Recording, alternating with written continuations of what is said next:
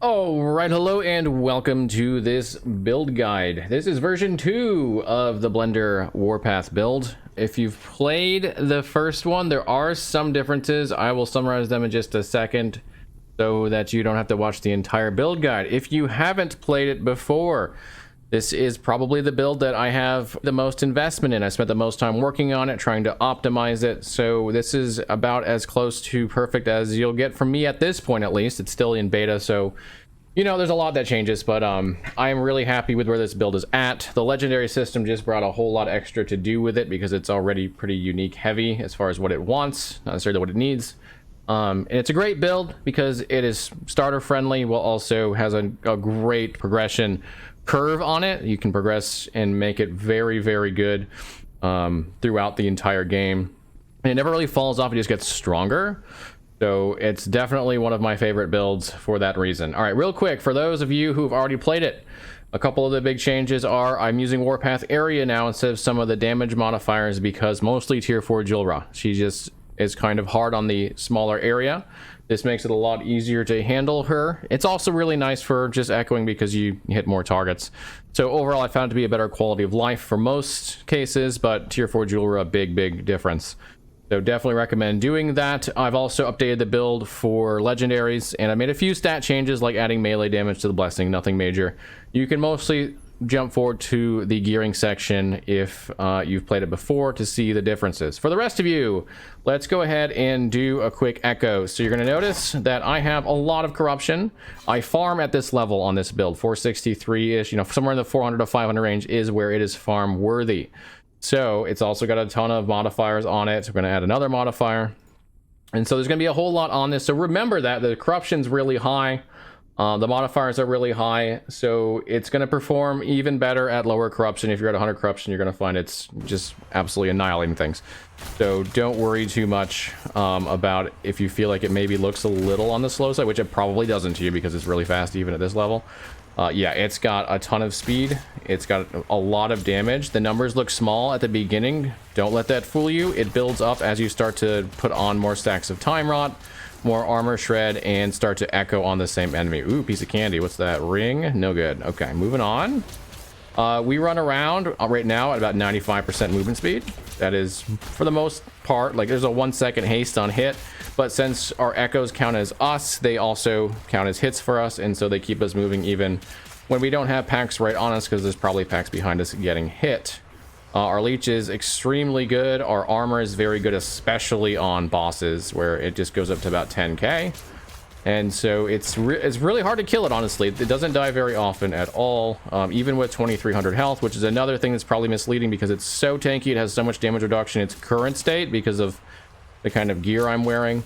Yeah, 2300 is actually a lot of EHP, and the leech will top it off very quickly once it actually does get hit and take some damage. All right, we're going to go ahead and kill this dragon. This shouldn't take long. I actually got slowed there. I should probably get out of that. Okay, there we go. Yeah, I've got 11k armor. I probably could have tanked that, but at almost 500 corruption, better to not risk it. All right, there we go. That is that echo. So you can see it handles pretty much 500 corruption without much trouble. All right, let's talk about the pros and cons, starting with the pros, which there are a lot of them. We'll start with AoE clear. It's really good. Their AoE from Warpath is really good, which means the echoes from Warpath are really good. And the echoes will be trailing behind you as you're going through an echo. Echo versus echo. Sorry, there's echo and echo on there. The echo, the maps, which are also echoes, will be trailing behind you, so you'll be killing enemies along the way, even without having to stop. There's very few builds that can say that they do that, so getting XP is not a problem at all, and uniques will show up on your map, so you'll see all of them. Unfortunately, you won't see the exalt in your map right now. They don't show up in the filter on your map. Hopefully someday that will happen, but that's okay. You'll see plenty of exalteds just from clearing the stuff that you do see, so don't worry too much about it. AoE, great. Single target, actually really good, because once you get all your echoes spinning on an enemy along with yourself, you build up all the time rot stacks, which add a multiplicative damage modifier. You do your armor shred, you do your void shred. There's going to be a lot of damage going in really quickly, so this has deceptively good single target damage. It is fine on boss killing. It's not really an issue. It's also very fast. You saw I was going through the Echo at about 100% move speed. Don't expect that for a while. I do have a legendary Apathy's Maw, but that's only adding about 10% or so move speed with the legendary portion of it. So you're actually around 90% move speed once you get a good Apathy's Maw. Still perfectly good for farming. And what I had for the longest time, I only got that very recently. So very quick to get through. Echoes is not the absolute fastest, like a Shadow Dagger Rogue's faster, but this is not far behind. So it's an all well-rounded when it comes to offense and clear, and it's also good on defense, and it's got a lot of ways to scale defense in the end game. For example, if you get Ravenous Void, which I didn't have on the first one, and you absolutely do not need, but if you want to build like the absolute best version of this, Ravenous Void is 25% damage reduction. Once you get Wings of Argentis, it's 40% damage reduction. While moving, you'll always have that because you're always moving. You'll get 10k plus armor with Throne of Ambition and with Shattered Chains. You'll get your all resistance off of the relic. You will have a lot of damage reduction, and you will have a lot more EHP than it might look like with your health globe. So very good on defense and scales very well. All right, let's talk about negatives. There really aren't a whole lot. It is new player friendly, which I should probably put in to the pros. You can play this without any of the gear that I have, without any of the uniques. It just gets better with them. But we'll put as a con that if you like a completed build, like truly completed, like I am basically best in slot, it's going to be really hard to get this because it scales so well with so many things. For example, this Apathy's Maw, well, that's only a tier 6 melee void. If I had a tier 7, especially when that's rolled higher, well, that's obviously a lot better both on damage and on move speed, because Dark Stride also increased move speed by melee void damage. And if I could manage to put on melee crit on this thing, it would be absolutely insane. Even melee attack speed would be absolutely insane. But because it has so many uniques that it likes, like Dark Stride doesn't have move speed yet, I can get even faster. Like I can get this thing to over 120% move speed, which is crazy. There's just so many uniques that the end game grind for gear to get even better feels like it never ends. If I ever was able to get a Wings of Argentis, which would be absolutely crazy with LP on it, and put either increased health on it or Warpath, plus Warpath skill, it gets even more powerful. Like there's just no end to it. And this is true for every build, but for a build that likes this many uniques as best in slot, it's only more so true. So if you're someone who really wants to finish a build in 20 hours or so and feel like you're actually done, that's a downside, I guess, that you won't be able to do that. But if you like to really invest in a character, this is going to be super rewarding for you. Okay, let's move on. We have two other sections here before we get into the actual build. First, how is it as far as skill level? The answer, it's really easy. It's really easy. It really is. You don't need any of the uniques. I want to reiterate that once again, and I'll go over that again in the actual gearing section.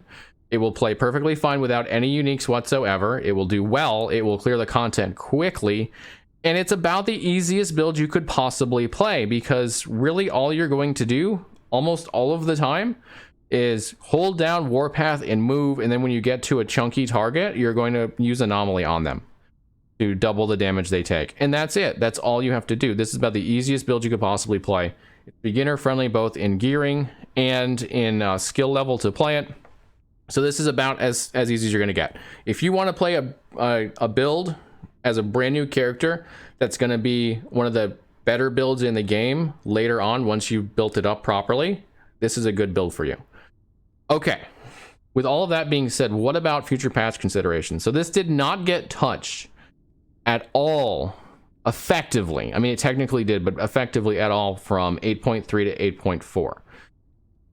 It did technically get touched, and they fixed a bug as far as ailment damage went, or ailment application. It's supposed to be at 60% effectiveness for ailment chance, and it wasn't. They fixed that. It has almost no effect in this build because all it really needs to do is get to 12 stacks of Time Rot, and then yeah, you want to put more Shred on, of course, and you want to both armor and void. But because you're actually going to hit the enemy like 3 times, because your echoes are out there 2, potentially 4 times every hit, and this already has really good attack speed, it's hardly noticeable on this build. So it pretty much got untouched. Do I think that's going to be true going forward? Honestly, I don't know. It's a top level build, but there are builds that are truly broken. And this one's not truly broken. The only thing about this build that I would say is borderline broken is that because of the way that you can do the echoes, where you can have them trail behind you like that, when you are both in an echo, a map, and when you're in the arena, it's a lot easier to just kill things without having to engage them at all. In the arena, that's a big deal, because if you don't have to engage with them, they can't kill you, you're killing them. I have a video from a few weeks ago where I did 383 waves, just hanging out with chat as a test, just to see how well it would do, just kind of curious. And I could have done way better than that. I only died because I actually had a glitch on my own PC. It had nothing to do with the build itself or the game. That's what caused me to die. Otherwise, I would have kept going. So this is easily 400 wave viable, and beyond, probably beyond 500 waves. So it could get, this is just a lot to say it could get nerfed, and I just don't know. I don't necessarily think it needs a nerf, but I could see them someday trying to do something about those echoes. But I think they're mechanically a bit of a challenge for them, so I wouldn't be surprised if they waited a long time to even think about fixing them. So prediction for 0.8, 0.5 is honestly, it probably won't get touched that much. It's probably fine, but I don't know because it is really strong. So there's the caveat on that. All right. I've said enough here without getting to the guide. Let's actually get into the guide, and we'll start with the skills and specs. As you can see, there are only 4 skills I have even specialized because there's really no reason to do any more than that. And lunge itself is really only for tier 4 Julra. I'll explain why when we get to lunge. So there's really 3 skills that are important for most of the time you're playing. So first, of course, is Warpath. That's the big one. It's the most important one. Here's the path you should take. You should start down here and take 2 in Unchained and then pick up Reckless Spin. You will take more damage with Reckless Spin from elemental sources. If you're hardcore, factor this into how you do this. This build might not be super good for hardcore early on, but I don't play it hardcore, so I don't really want to comment on too much. I think there's a hardcore viable, like especially in endgame, it's hardcore viable, but getting there, I think you'll have to make some adjustments, whether or not you take Reckless Spin early, or if you just go ahead and take a bunch of Unchained. And then go from there. But if you're not playing hardcore, 2 in Unchained, 1 in Reckless Spin. From there, we're going to go up. Actually, you can take 1 in Quicksilver Wind if you want to go a little bit faster through the campaign. You could even take 2 if you want to. It depends on how much you want to balance move speed versus damage. I'd probably take at least 1 in there and then move up into Void Spiral. Take 2 there. Take 1 in Echo Knight. This allows you to echo. You're definitely going to want to have this around the time you hit the end of time, which is when you'll actually be able to echo, because you'll pick up your Void Knight Mastery class. You're going to want, of course, 1 in Apocalypse World. This allows you to use Bleeding Knight sources as Time Rot, and also gives you Time Rot chance. This is good, but you're going to have plenty of Time Rot from this and other sources. And then you're going to want to get Maw of the Deep. This is a really big one. 15% more damage per Time Rot. Time Rot caps at 12. So when you get 12, see, that's 120 and 70, 190% more damage. I don't know if there's another node anywhere that's that high. There might be a few that have like weird, like I know there used to be some like on ailment more damage stuff that wasn't capped. I think it's all capped now, so I'm not sure if anything can go higher than this. It's just like a huge modifier, and it's what makes the build really go at endgame. So you're definitely going to want to get Maw of the Deep. After that, you have a choice. Do you want to go a little bit faster early? If so, take 2 points in Quicksilver Wind to finish that out, or you can go ahead and add more damage up here. Take the area point here because you need to. Take 5 of 5 in Whirling Steel for the 40% more damage, which is actually doubled to 80% because you have a 2-handed weapon. And also you can get another area here with Blade Master's Blade, and you're done. Next up, we have Anomaly. Anomaly serves 1 primary purpose. It does some other things in here, but it's got 1 primary purpose, which is to apply Mark of Rot on tanky enemies to make them take double void damage, because they're going to take 100% increased void damage, which means they're taking twice as much void damage. It's a separate multiplier from your own increased void damage. So this is a really big thing to have to help take down beefy enemies. So to get this to work, you need a couple of things. First off, you need to take 4 or 5 in a mission, which is just to get you borrowed time, which makes an instant cast, which means when you use it, you won't go out of Warpath and that start taking more damage and reset your echoes, etc., etc. You don't want any of that stuff to happen. This will cause it to not happen. Then you're going to want immediacy so that you're not pushing those enemies that you hit with anomaly into the void for several seconds and not getting any benefit from it. Or at least having to wait until they come back from our route. We don't want them to leave, we just want them to be there. So you're going to go ahead and take that, and then you're going to come down here 2 of 5 and exacerbate, and 5 of 5 and mark of rot to get that. Then you're going to take time bubble. Time bubble will also cause them to take increased void damage, so that's even more void damage. It actually doesn't say how much it is, but it's something. Increased void damage from here. You're going to take 2 of 2 manipulation for more attack speed while you're in that bubble. And also might as well get some crit chance while you're in there. And that's anomaly taken care of. Sigils of Hope does multiple things. So, the first thing you're going to have is Last Wish, because you're not going to be casting this while you're spinning. You can cast it a bit before if you want to. In fact, there is a way to do that with Volatile Reversal. If you want to take the time to use Volatile Reversal to actually get your mana back, you can. I don't do that. It's more work, more effort than I care about, and it's not needed. But if you want to, that's an option. Feel free to ask me more about it in the comments or in Discord if you want to. Otherwise, I'm just going to skip it. 4 of 5 in Empowering Sigils to get to Last Wish. 3 of 3 in Decree of Flame, which will give us more void added damage because we're going to take Sigils of Despair, which will convert that over. 3 of 5 in Burning Sign just to help us get our Time Rot stacks up even quicker, because Ignite will convert over to Time Rot when you're Warpathing. Then it's 3 of 5 in Iron Sigils and 5 of 5 in Enduring Hope, which will help us to keep up our maximum stacks as long as possible. This will only max at 3. It's a little bit hard to keep any more than that, so I recommend Enduring Hope over Tetragram, but you could go that way and see if you can maintain it. You might be able to. The additional armor here is really nice too, because we have so many armor multipliers that's just gonna jump into the stratosphere. Okay, last one, Lunge. Again, this one I use for one thing only. It's for tier 4 Julra, and it's when you time shift and she puts down a puddle right next to you, you can lunge immediately out of it, and you also will have invulnerability. When you lunge out of it, you'll get invulnerability by taking 1 in Dawn Charge, 4 in Juggernaut Dash, and then 1 in Unstoppable. That's all you really need. You can take more in Dawn Charges for some missing health gained. I've got some other stuff in here because why not? You know, cooldown reduction, sure.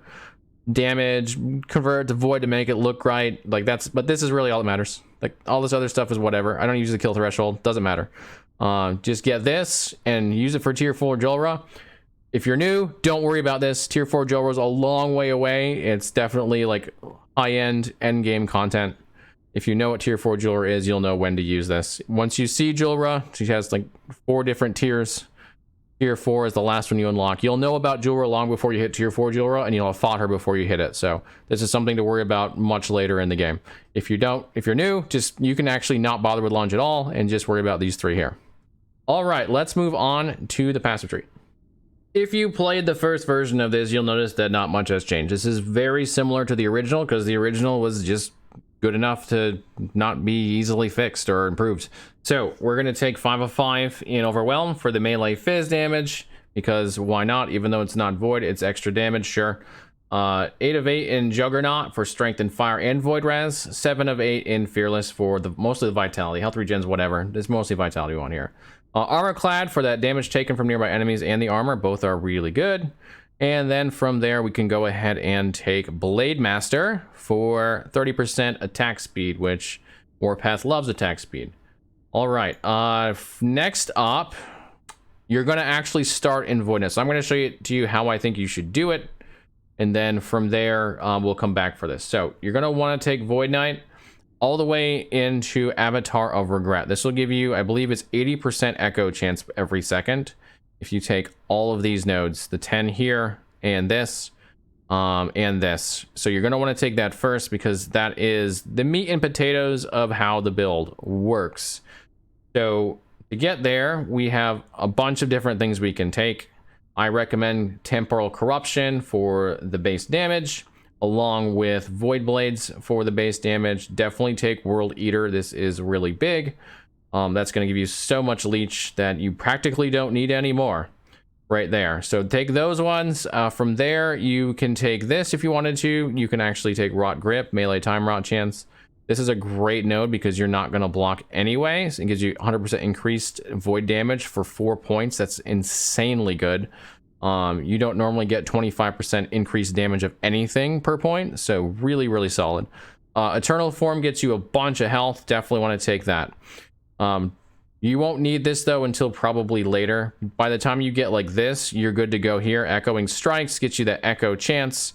Time Legion gets you attack speed and Echo Chance and Time Rot Chance, and then Avatar of Regret, which gives you the 10% Echo Chance. So get those for sure. Once you've gotten this though, like prioritize that, push up, take the nodes here that make sense to get through that. Come back to Paladin and take 5 here for attunement and elemental resistance. We don't care about the attunement, we do care about the elemental resistance here. The Phoenix Strike, 120% melee ignite chance, it converts over to Time Rot chance, so that's a beautiful thing, and that will unlock Sigils of Hope, which you're definitely going to want to spec into as soon as you can. So do that. Get this Paladin, enough to get Sigils of Hope, go back to Void Knight. From there you can fill in the rest of the spots that either you haven't filled in I've talked about, or the ones I haven't, like you can take Void Corruption for the crit multi. We don't crit that much, but when you do, you might as well take 68% crit multi on 1 point. Why not? Rot Ripples, you can take that, finish up here in Rot Grip and Singular Purpose if you haven't. 10 of 10 Eternal Form for all of that health, and then Void Flux is really nice too, as it time shifts enemies when you hit 20% health. That's gonna save your butt a couple of times, I'm sure, especially if you have Ravenous Void, but even if you don't, it's gonna make a big difference. All right, that's the passives, pretty straightforward. And now it's time for gearing. This is the most complex section, I think. I spent a good bit of time in the skills and specs, but this is where a lot of things happen as far as your progression. It's going to make a big difference, especially in endgame. I'm going to try to remember to link you both the original planner, which didn't have nearly the level of high-end gear that this has, along with this one, because what I've got in here is intimidating, especially for new players. As soon as you see Ravenous Void, I wouldn't blame you for noping out on that, but I promise you this is not needed. Ravenous Void is not needed. It's just a nice way to push higher corruption with a little bit more room for error. You do not need Ravenous Void, but I wanted to give you a planner on my version 2 of this that actually shows like the high-end potential of this build, and so I decided to put Ravenous Void in. But if I don't link you one that's more new player friendly without Ravenous Void, remind me and I'll make sure to get it to you. Okay, let's get into all of the actual gear here first. So we mentioned Ravenous Void. You don't have that, which you probably don't. A nice pair of rares with, and you know what? Let's do this. I've got it up here. Let me just show you real quick what I've got on there, just in case we don't mistake that, don't mess that up for new players. So here it was my original one, and there's Crusader Gauntlets, Strength, Crit Strike. You don't even need the Crit Strike. You do melee attack speed there. In fact, I'd recommend put melee attack speed there now after what I know. So let's just go ahead and throw that in there. Melee attack speed, boom. There you go. And then I've got hybrid health, which is great, and I've got a resistance there. Boom. That's going to be really good for you. Void resist on the base, necrotic resist, hybrid health, strength, melee. Those will carry you a long time. All right, back to the other one. So the other things in here that are really important. Dark Stride is how I'm getting the move speed. You see I've got like 100% move speed. It's because Dark Stride gives 0.2 increased movement speed per added melee void damage. And we're putting as much added melee void damage as we can in here. So we have Apathy's Maw, which has just got a ton of melee void damage on it. And I've also got my own is a tier 6 melee void damage on the effects slot, so that adds even more. We have Shattered Chains in here, which is not necessary, but is nice because it also has melee void damage. Of course, we've taken a bunch of added melee void damage in the passives as well.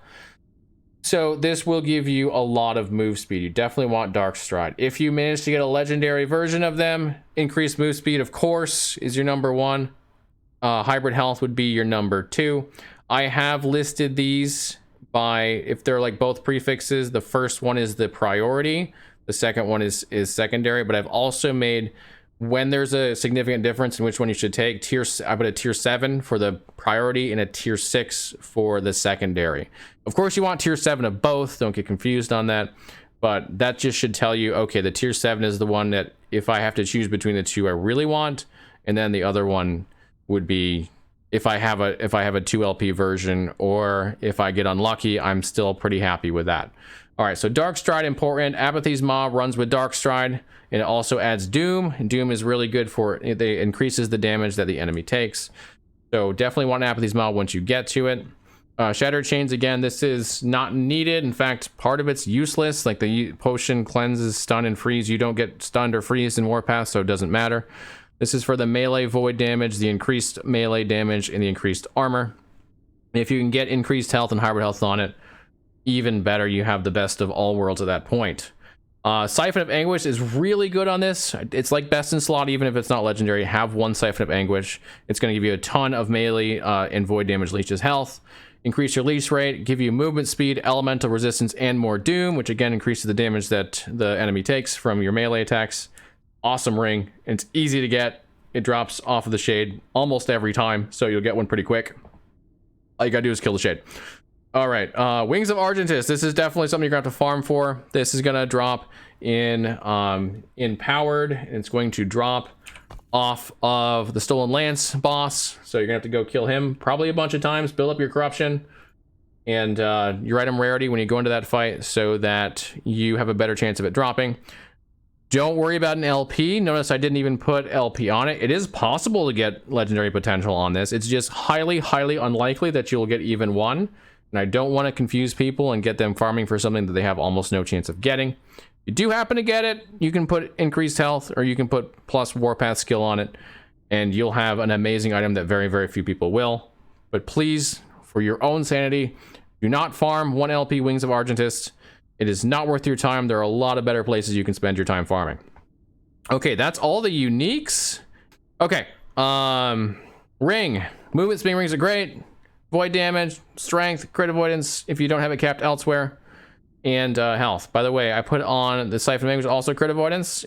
I've got a tier 7 on here. Of course, the odds you're going to get that are very low, but if you can get your crit avoidance capped here and here or here, somewhere in between the rings and the winged helm, then you can get melee damage leeches health on the Reign of Dragons, which is awesome. If you don't have them capped here, get the crit avoidance instead. The crit avoidance will be better for you at that point, but your ultimate end game here is to get the leech instead and get crit avoidance elsewhere. As far as the relic, this has a couple of really good affixes that are pretty unique to a Warpath build. Increased damage while channeling and all resist while channeling are great. Strength and health are also really good. If you get the cold lightning relic version, that's just less resistance you have to worry about, so awesome.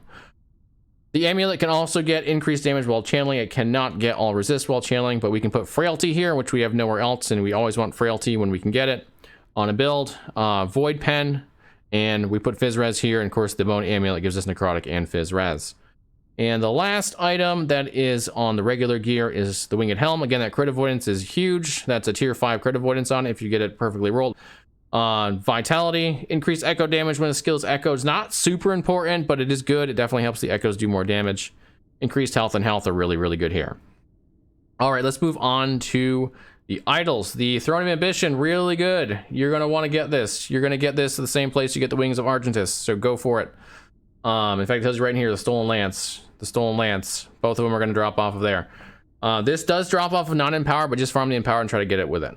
What this is going to do for you, you notice it's fire and cold damage per stack. You're like, well, we're not doing fire and cold, so why would we want that? It's because that 20% increased armor per stack of ambition, which will stack by 20. So it will give you 400% increased armor when you are fighting bosses. That's pretty good. It gets you over 10k armor. It makes you very hard to kill in a boss fight where you need it the most. So you definitely want one of these on. As far as the rest of the idols, we really want Warpath area. It's gonna make things easier, especially tier 4 Jilra, but also just general echoing is gonna be a lot easier. You can do like increased void damage here, all that stuff. It's fine. It works really well. My first version used that. It'll be perfectly fine to run that. You'll get very far with it. Increased Warpath area is just a little bit better for some of the hardest content. So that's really up to you though. If you find some really good void idols, absolutely wear them. Definitely don't hold out for this if you don't need to. Shred armor is great. We don't have any real source of shred armor outside of this right now, so we're putting shred armor here.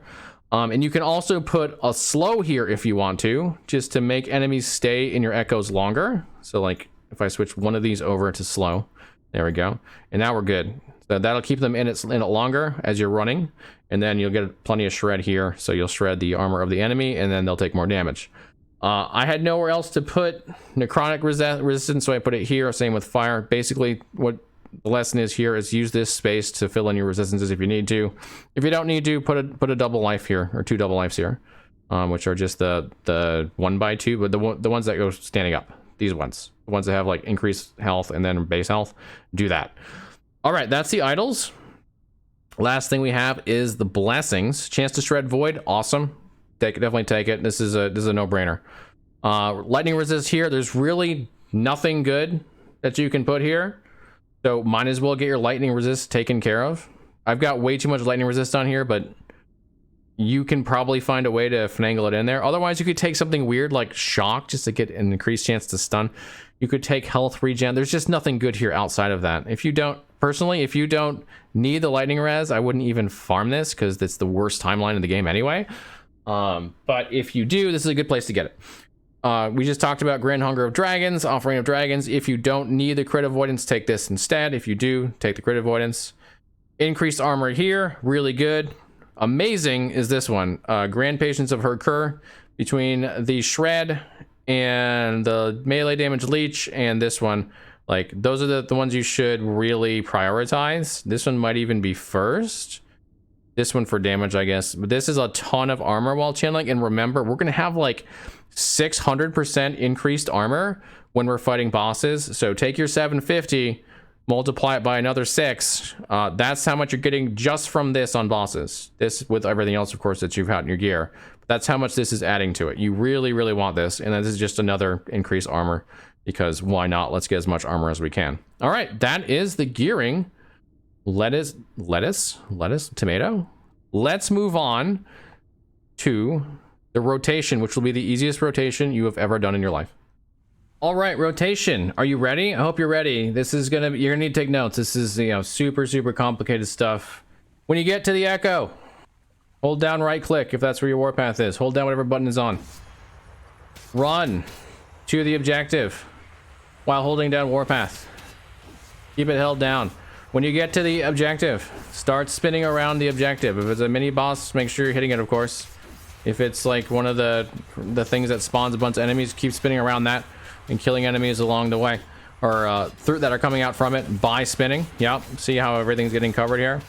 And if you get a tanky enemy, press anomaly on it, boom, and then keep spinning. There you go, done. That's it.